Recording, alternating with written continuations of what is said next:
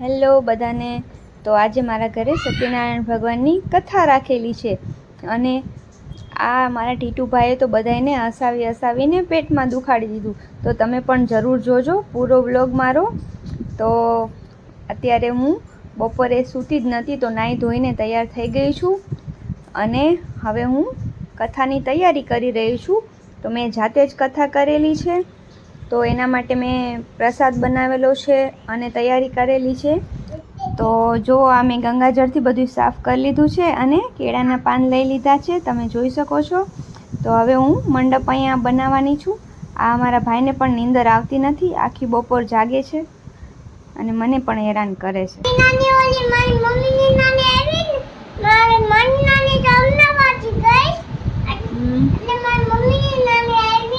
આવ્યા છે, સૂતો જ નથી એમ ને.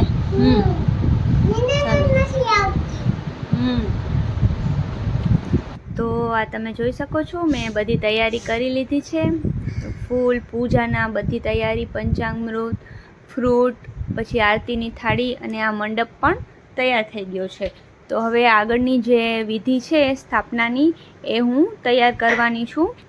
તો તમે જોઈ શકો છો, એ પહેલાં હું પ્રસાદ બનાવવાની છું. તો હવે હું પહોંચી જાઉં છું હમણાં રસોડામાં.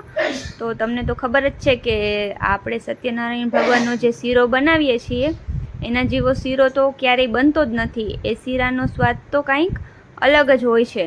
તો તમે જોઈ શકો છો, હવે હું શીરો બનાવવાની તૈયારી કરી રહી છું. તો આ મારા પ્રસાદની તૈયારી થઈ ગઈ છે અને બાજુમાં મેં જે મહેમાન આવી ગયા છે, મારા નાનીમાં આવેલા છે, તો એની માટે મેં સાથે સાથે ચા પણ બનાવેલી છે, તમે જોઈ શકો છો. તો બસ જો આ સત્યનારાયણ ભગવાનનો શીરો તૈયાર થઈ રહ્યો છે. કારણ કે આ પ્રસાદમાં જેવો સ્વાદ છે, એ પાછા આપણે ગમે ત્યારે પણ શીરો આ જ રીતે બનાવશું તો પણ આ સ્વાદ છે એ નહીં આવે. તો તમે જોઈ શકો છો, આ મારો શીરો છે એ હવે તૈયાર થઈ રહ્યો છે. તો બધી પ્રસાદની તૈયારી પણ મેં કરી લીધી છે, બધા પ્રસાદ રેડી થઈ ગયા છે. હવે ફ્રૂટ સુધારવાનું એક બાકી છે. તો એ મારી ડોટર છે અને મારી સિસ્ટર છે, એ મારી હેલ્પ કરવાના છે ફ્રૂટ સુધારવામાં. તો મેં સત્યનારાયણ ભગવાનની બધી જ પ્રસાદી અહીંયા તૈયાર કરી લીધેલી છે અને ત્યારબાદ હું કથા શરૂ કરવાની છું. તો તમે જોઈ શકો છો.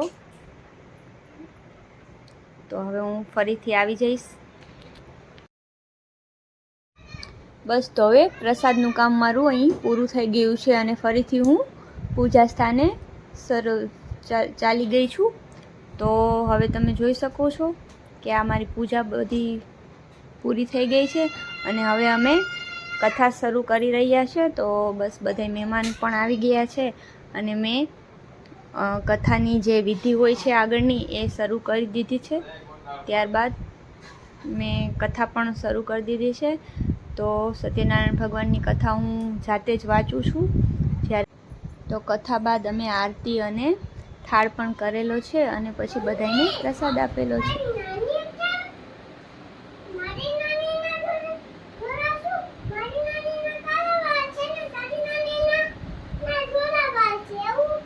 મારી નાની છે ને, એ તારી નાની કરતા મોટા છે. આ મારા નાની છે ને, એ મારા મમ્મી છે. મારી નાનીની ઉંમર વધારે છે એટલે.